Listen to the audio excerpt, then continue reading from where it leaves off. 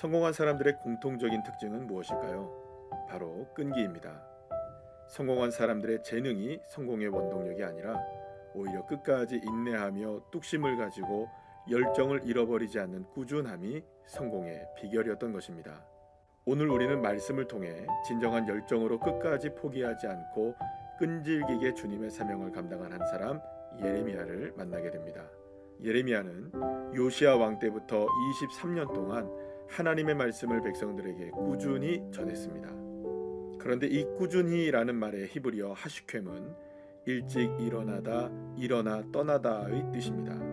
예레미야는 매일 이른 아침 동이 터오르기 전 어제와 같이 다시금 거리로 나가 사람들에게 하나님의 말씀을 꾸준히 선포했던 것입니다. 때로 학대를 받기도 했고 업신여김을 당하며 매를 맞기도 했고 심지어 감옥에 갇히기도 했지만 예레미야는 이렇게 고백합니다. 내가 다시는 여호와를 선포하지 아니하며 그의 이름으로 말하지 아니하리라 하면 나의 마음이 불붙는 것 같아서 골수에 사무치니 답답하여 견딜 수 없나이다. 얼마든지 포기할 수 있었습니다. 어쩌면 요나처럼 도망칠 수도 있었습니다.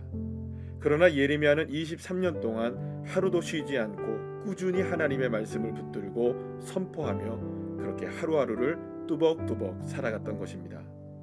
그렇다면 도대체 예레미야는 어디서 이러한 끈기를 배웠을까요? 바로 하나님이었습니다.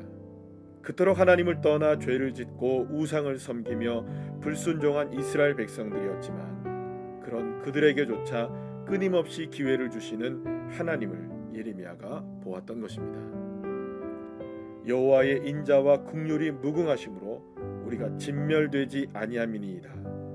이것들이 아침마다 새로우니 주의 성실하심이 크시도소이다. 이 놀랍고도 끈질긴 하나님의 사랑이 예레미야뿐만 아니라 오늘 이 시간 나를 향하고 있습니다. 부족하고 연약하고 제대로 사명도 감당하지 못하는 나 같은 죄인을 끝까지 붙들어 주시고 끊임없이 기회를 주시고 포기하지 않으시는 주님의 식지 않으시는 뜨거운 열정이 나를 향해 흐르고 있습니다. 그렇다면 오늘의 나는 얼마나 끈질기게 포기하지 않고 주님을 향한 집념으로 살아왔을까요? 예레미야처럼 23년 정도 되셨습니까? 그러나 내가 몇 년을 얼마만큼 애쓰며 살아왔든 주님은 지금까지 단 한순간도 나를 포기하지 않으셨음을 기억하시기 바랍니다. 내가 포기하고 싶을 때에도 주님은 결코 나를 포기하지 않으셨습니다. 수많은 소리가 들릴 수 있습니다. 사방에서 다가오는 공포와 두려움에 휩싸일 수도 있습니다. 그러나 포기하지 말고 낙심하지 마십시오. 나보다 나를 더 사랑하시고 나를 끈질기게 붙들고 계시는 주님의 손길이 지금 이 순간에도 나를 포기하지 않고 붙들고 계십니다. 그러니 오늘도 내일도 묵묵히 꾸준히 끈질기게 포기하지 않는 열정으로 다시 새롭게 떠오르는 새벽의 태양을 맞이하는 마음으로 하루하루 꾸준히 끈질기게 주님을 바라본다면 때가 이를 때에 반드시 기쁨으로 열매를 거두게 될 것입니다.